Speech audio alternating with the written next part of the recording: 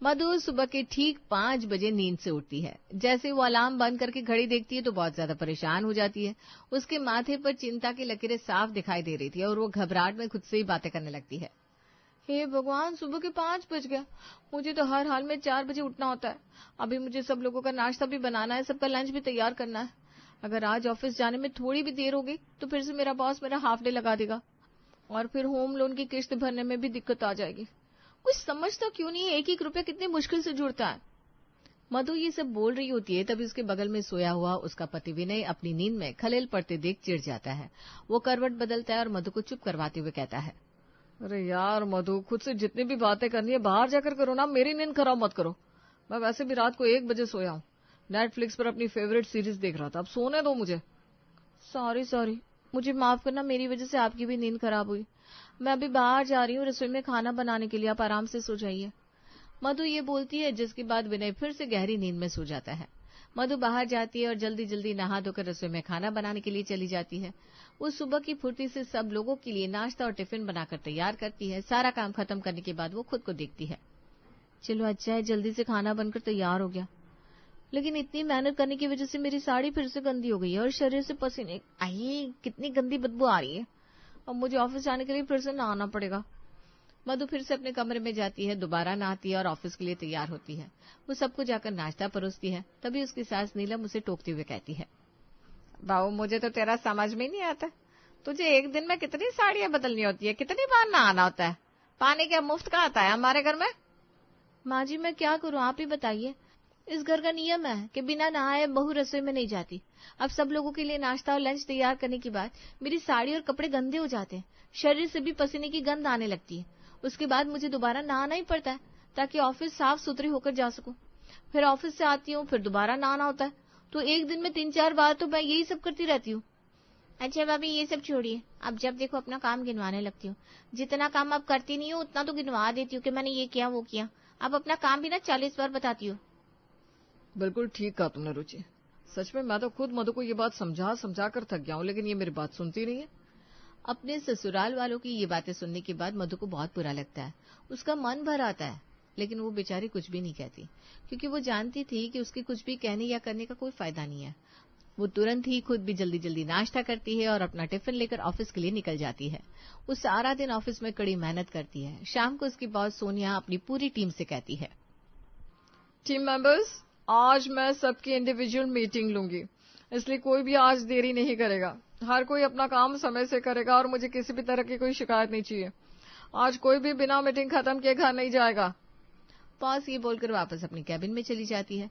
सभी लोगों में सबसे ज्यादा मधु घबरा जाती है, क्योंकि उसे तो समय से घर पहुंचना था, लेकिन आज वो समय से घर नहीं पहुंच पाएगी। ये बात वो और उसकी टीम अच्छे से जानती थी। टीम के कुछ मेंबर मीटिंग के लिए बॉस के कैबिन में चले जाते हैं और बाहर बैठी हुई मधु खुद से कहती है, अरे यार, सर को भी सारी रिपोर्ट आज ही लेनी थी, मुझे घर जाने के लिए देरी हो रही है, फिर घर जाकर सब लोगों के लिए खाना भी बनाना है, क्या करूं, न जाने कितनी देर और लग जाएगी। यार मधु तो भी कितनी ज्यादा मुसीबत झेल रही है, कम से कम मुझे इतनी शांति तो है कि मैं जब भी घर पहुंचूं मुझे घर जाकर खाना नहीं बनाना पड़ता। मेरी सास तो सारा खाना बनाकर तैयार रखती है, और अगर मेरी सास ने कभी खाना ना बनाया हो तो मेरा पति बाहर से खाना ऑर्डर कर देता है। सच में यार, तेरी सास तो बहुत अच्छी है, काश मेरी किस्मत में भी ऐसा ही कुछ होता। देख मधु, मैंने तो शादी के समय ही अपने ससुराल वालों को बोल दिया था, मैं या तो आदमियों की तरह कमाने के लिए बाहर जा सकती हूँ या औरतों की तरह घर संभाल सकती हूँ। तो उन्होंने बोला कि मुझे घर संभालने की जरूरत नहीं है जब तक मेरा बच्चा ना हो, तो मैं बाहर जाकर काम करती हूँ और मेरी प्यारी सी सासू माँ पूरे घर का अच्छे से ख्याल रखती है। तेरा सही है यार, मुझे तो घर जाकर सारा काम भी संभालना है और उसमें बहुत मेहनत लगने वाली है। अभी तो घर में इतने सारे ढेर झूठे बर्तन पड़े होंगे जिन्हें साफ करना होगा। इसके बाद सभी ससुराल वालों के लिए खाना बनाना होगा। मैंने अपनी ननद को कॉल भी किया था कि घर वालों को बता दे कि मुझे आने में देरी हो जाएगी, लेकिन वो तो मेरा फोन ही नहीं उठा रही। फिर तो भगवान ही तेरा मालिक है। वैसे भी तेरी सासू और ससुर जी दोनों मिलकर 2 सास के बराबर है, और तू अकेले ही 3 पत्नियां होने का फर्ज निभा रही है। सच में तेरे जैसा जीवन जीना बहुत ज्यादा मुश्किल होता है। मधु बहुत ज्यादा परेशान हो रही होती है क्योंकि उसके बॉस बारी बारी सभी टीम मेंबर्स की रिपोर्ट ले रहे होते हैं। ऐसे में जो मधु रोज 6 बजे घर पहुंच जाती थी, आज उसे घर पहुंचने में 7 बज जाते हैं। जैसे वो घर आती है, उसकी सास नीलम उसे देखते ही उस पर चिल्लाते हुए कहती है, मधु बहू, ये कोई समय है क्या घर आने का? इतनी रात को घर आ रही हो? माँ जी, मुझे माफ कर दीजिए, आज हमारे बॉस ने सब लोगों को छुट्टी के बाद मीटिंग के लिए रोक लिया था, इसलिए मुझे आने में देरी हो गई। तुम्हें कितनी बार बोला है कि समय से आया करो। अभी थोड़ी देर में रुचि और विनय भी घर आएंगे और अभी तक रात का खाना नहीं बना। तुम जानती हो मैं रसोई के मामले में कोई भी लापरवाही बर्दाश्त नहीं करती हूँ। मुझे बिल्कुल अच्छा नहीं लगता जब मेरे घर के बच्चे भूखे रहे। माँ जी, बस थोड़ा सा समय और दीजिए, मैं अभी कपड़े बदल कर आती हूँ, उसके बाद खाना बना देती हूँ। मैं जल्दी से सब लोगों के लिए दाल चावल बना दूंगी, इसमें ज्यादा समय भी नहीं लगेगा। क्या दाल चावल? मेरा बेटा दोपहर में बाहर का खाना खाता है। रात के समय ही सुकून से परिवार वालों के साथ बैठकर उसे खाना खाने का मौका मिलता है, और तुम मेरे बेटे के लिए दाल चावल बनाना चाहती हो? नहीं, बिल्कुल नहीं। कोई जरूरत नहीं है हीरोइन की तरह कपड़े बदलने की। जो कपड़े पहने हुए हैं चुपचाप उसी में जाकर खाना बनाओ, कपड़े बाद में बदलती रहना। एक दिन में जब तक तुम 3-4 बार कपड़े ना बदलो तब तक तुम्हारा काम ही नहीं होता। पानी तो जैसे मुफ्त का आता है ना हमारे घर पर। ठीक है माँ जी, मैं जाकर खाना बना देती हूँ, बाकी का काम बाद में कर लूंगी। अब मधु रसोई में जाती है और बिना कपड़े बदले थकी हारी हालत में सभी परिवार वालों के लिए खाना बनाने लगती है। वो बहुत ज्यादा थक जाती है। तभी सभी लोग घर आ जाते हैं और वो सब लोगों के लिए जैसे ही खाना परोसती है तो उसकी ननद रुचि खाना खाते हुए कहती है, भाभी, खाना ज्यादा जल्दबाजी में बनाया क्या? चावल कच्चे से लग रहे हैं। अगर थोड़ी देर और पकाती तब जाकर ये थोड़े से खाने लायक होते। अरे बेटा रुचि, ऐसी बात है तो तू चावल छोड़ और ये आधी पकी हुई रोटियां खा ले। चावल खाकर अगर तेरे पेट में दर्द हो गया तो वैसे भी तेरे कॉलेज के एग्जाम आने वाले हैं। मधु, ध्यान कहाँ रहता है तुम्हारा? कितनी बार बोला है खाना तो मन लगा कर बनाया करो। एक समय का खाना खाने का ही तो घर पर सुख मिलता है। लंच तो हर कोई अपने ऑफिस या कॉलेज में ही करता है, और उस खाने में भी कमी निकले तो मजा नहीं आता। मधु सभी लोगों की बातें सुनकर बहुत ज्यादा उदास हो जाती है, लेकिन वो किसी से भी किसी तरह की बहस नहीं करना चाहती थी, इसलिए वो कहती है, माफ कर दीजिए, मैं पूरी कोशिश करूंगी कि आगे से खाने में किसी भी तरह की कमी ना निकले और मैं बहुत अच्छा खाना बनाऊं आप सब लोगों के लिए। अभी जो बना है उसे खा लीजिए, मैं आगे से इन सब चीजों का ध्यान रखूंगी। सभी लोग खाना खाकर सोने के लिए चले जाते हैं। जहां सभी लोग अपनी नींद आराम से पूरी करते हैं, वहीं मधु अगली सुबह भी 4 बजे उठ जाती है।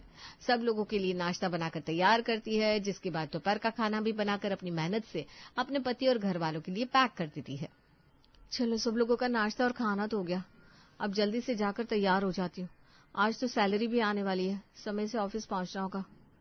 मधु तैयार होकर निकलती है, लेकिन रास्ते में ही माता की झांकी जारी होती है, जिस वजह से मधु को ऑफिस पहुंचने में देरी हो जाती है। जब उसका बॉस उसे देरी से आते हुए देखता है तो कहता है, मधु, ये महीने में तीसरी बार है जो तुम देरी से आई हो। जितनी देरी से तुम आई हो उतनी ही देरी से तुम आज घर जाओगी, बस बात खत्म। जी सर, जैसा आप कहें। आज मधु आधे घंटे की देरी से ऑफिस पहुंची थी, इसलिए उसकी छुट्टी भी आधे घंटे देरी से होती है। जैसे ही वो घर पहुंचती है तो वो अपने ससुर को खुद ही चाय पीते हुए देखती है तो कहती है, क्या हुआ पापा जी, आपने खुद ही चाय बनाकर पी ली? मैं आ ही रही थी, दरअसल बॉस ने। क्या बहाने दे रही हो बहू? तुम्हें इतना तो पता होना चाहिए कि मुझे रोज शाम को तुम्हारे हाथों से चाय पीनी होती है, लेकिन तुम्हें तो तुम्हारी जिम्मेदारी का एहसास ही नहीं। माना कि तुम बाहर काम कर रही हो, इसका मतलब यह नहीं कि तुम अपनी जिम्मेदारी से पीछा छुड़वाने की कोशिश करोगी। मधु उदास होकर वहां से चली जाती है, क्योंकि वो अपने पिता समान ससुर को कुछ बोलना नहीं चाहती थी। वो सभी लोगों का खाना बनाने की तैयारी करने में लग जाती है। रात के समय जब सभी खाना खा रहे थे, वो विनय का इंतजार कर रही थी। तभी विनय फोन करके बताता है कि आज वो दोस्तों के साथ पार्टी में जा रहा है और देरी से आएगा। सभी लोग खाना खा लेते हैं और विनय रात के 12 बजे घर आता है। ये देखकर मधु को बहुत गुस्सा आता है, लेकिन वो कुछ नहीं कहती, गुस्से का घूंट पी जाती है। अगले दिन संडे होता है। मधु सब लोगों का खाना बनाकर लंच पैक करके सुबह सुबह ही कहीं निकल जाती है। जब वो वापस घर आती है तो विनय उस पर चिल्लाते हुए कहता है, ये सब क्या है मधु? आज के दिन तो तुम्हारी छुट्टी थी ना, कहाँ गई थी तुम? तुम्हें घर की जिम्मेदारियों का एहसास है भी या नहीं? आज हम सभी ऑफिस के दोस्तों का साथ में बाहर जाने का प्लान था, इसलिए हम वहीं गए थे। और घर की जिम्मेदारी की बात कहूँ तो मैं घर का सारा काम करके, नाश्ता बनाकर और लंच पैक करके ही गई थी। तुम घर का काम करके और नाश्ता बनाकर अपनी जिम्मेदारियों से पीछे नहीं भाग सकती हो मधु? कम से कम संडे के दिन तो तुम घर में रह सकती हो। अगर अचानक किसी का कुछ खाने पीने का मन कर जाए तो वो किससे बोलेगा? लेकिन विनय, कल रात आप भी तो देरी से आए थे, आपसे तो किसी ने कुछ नहीं कहा। यही तो दिक्कत है तुम औरतों की। थोड़ा सा बाहर जाने की इजाजत क्या दे दो। तुम लोगों को तो फ्रीडम के नाम पर आजादी चाहिए होती है। आज के बाद कहीं भी जाना हो तो मुझसे परमिशन ले लेना पहले। विनय ये बोलकर वहां से चला जाता है। मधु को उसकी बातें सुनकर बहुत बुरा लगता है, लेकिन बेचारी कुछ भी नहीं कहती। ऐसे ही एक दिन मधु जब अपने ऑफिस में होती है, तभी उसका बॉस उसे अपने कैबिन में बुलाता है। मधु कहती है, क्या बात हो गई सर, सब कुछ ठीक तो है ना? आपने मुझे बुलाया। हाँ मधु, सब कुछ ठीक है। इसलिए मैं चाहता हूँ कि तुम्हारी लाइफ में भी सब कुछ थोड़ा ठीक कर दूं। दरअसल तुम्हारे काम और रिपोर्ट को देखते हुए मैंने एनालाइज किया है कि तुम्हारा काम ऑफिस के बाकी एम्प्लॉय से बहुत अच्छा है। मैं जानता हूँ कि तुम अपना घर और ऑफिस दोनों चीजें मैनेज करती हो, इसीलिए मैं तुम्हारा वर्किंग आवर आधा घंटा कम कर रहा हूँ। तुम्हारी सैलरी भी इंक्रीज कर रहा हूँ और तुम्हें मैनेजर से सीनियर मैनेजर बना रहा हूँ। सर, आप नहीं जानते आपने मुझे कितनी बड़ी खुशी दी है। मैंने इस कंपनी के लिए सच में दिल से बहुत मेहनत की है और आज मुझे उसका फल मिला है। मैं आपसे वादा करती हूँ सर, मैं अपने काम को बहुत डेडिकेशन के साथ करूंगी और उसमें कोई भी कमी नहीं आने दूंगी। हाँ मधु, मैं भी तुमसे यही चाहता हूँ कि तुम अपनी पर्सनल और प्रोफेशनल लाइफ को अलग रखो और हर चीज बहुत अच्छे से मेंटेन करके चलो। एक आदमी के लिए उसकी जिम्मेदारी संभालना थोड़ा आसान होता है, लेकिन एक औरत के लिए उसका पर्सनल और प्रोफेशनल दोनों फील्ड में तैयार होना बहुत ज्यादा मुश्किल है। मधु बहुत ज्यादा खुश होती है और आज उसका बॉस उसे जल्दी छुट्टी दे देता है।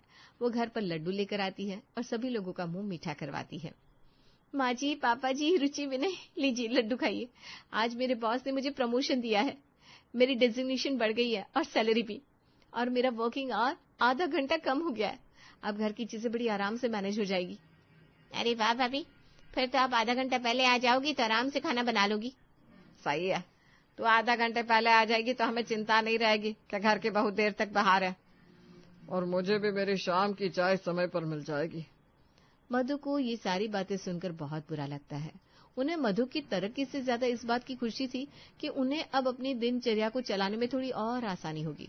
मधु की प्रमोशन से उन्हें कोई लेना देना नहीं था, लेकिन मधु को उम्मीद थी कि विनय तो कुछ अच्छा कहेगा। तभी विनय कहता है, अच्छा हुआ तुम्हारा प्रमोशन हो गया।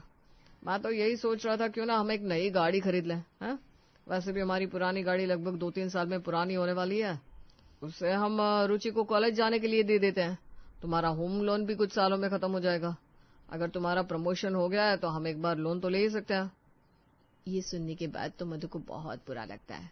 उसे अपने पति यानी कि अपने हमसफर से बहुत सारी उम्मीदें थी और उसका ऐसा जवाब सुनकर उसका दिल टूट जाता है।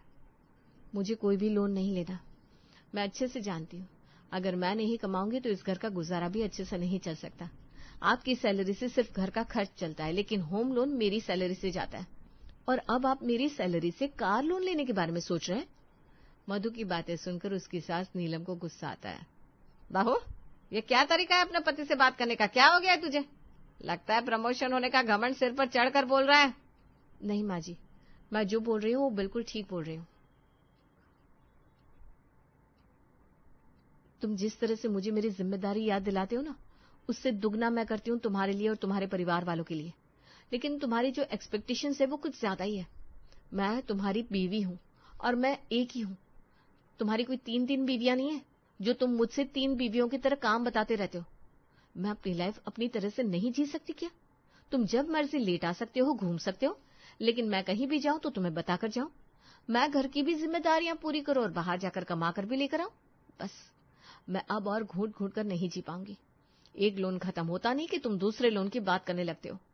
इस तरह जीना भी कोई जीना है? मेरा तो दम घुट रहा है अब इस रिश्ते में रहकर। ऐसी जिंदगी से तो अच्छा मैं अकेले रहूं। अगर हमारे बच्चे होंगे तो क्या तुम उन्हें भी यही सब कुछ सिखाओगे?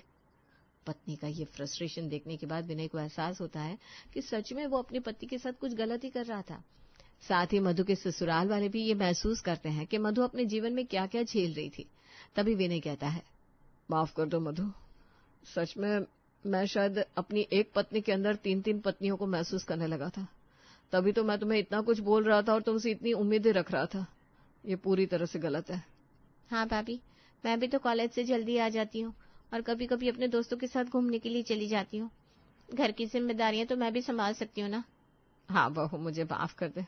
मैं भी तो सारा दिन इधर उधर मोहल्ले की औरतों के साथ चुगलियां करती रहती हूँ, या फिर घर में आराम करती हूँ या टीवी के आगे बैठी रहती हूँ। अगर तेरे आने से पहले थोड़ा काम मैं करके रखूंगी तो तुझे भी आराम मिलेगा।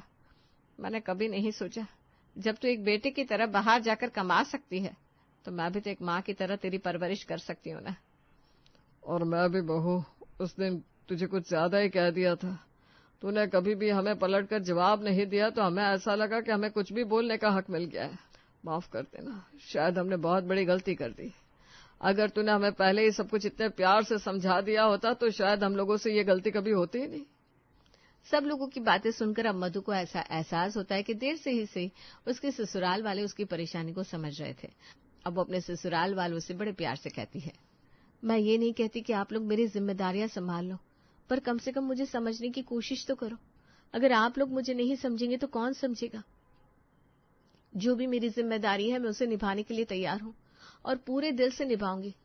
बस मैं आप लोगों का साथ चाहती हूँ। वादा करता हूँ मधु कि घर में गाड़ी तो आएगी, लेकिन तुम्हारे कार लोन से नहीं, बल्कि मेरे कार लोन से।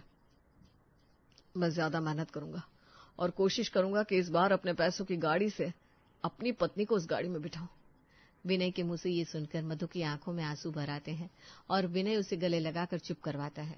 इस तरह हमारी प्यारी सी मधु, जो अकेले ही 3 पत्नियां होने का फर्ज निभा रही थी, घर संभाल रही थी, पैसे कमा रही थी और सब लोगों का ध्यान भी रख रही थी, उसके परिवार वाले भी अब उसे समझने लगते हैं। मधु को अब वो इज्जत मिलने लगती है जिसकी वो असली हकदार थी।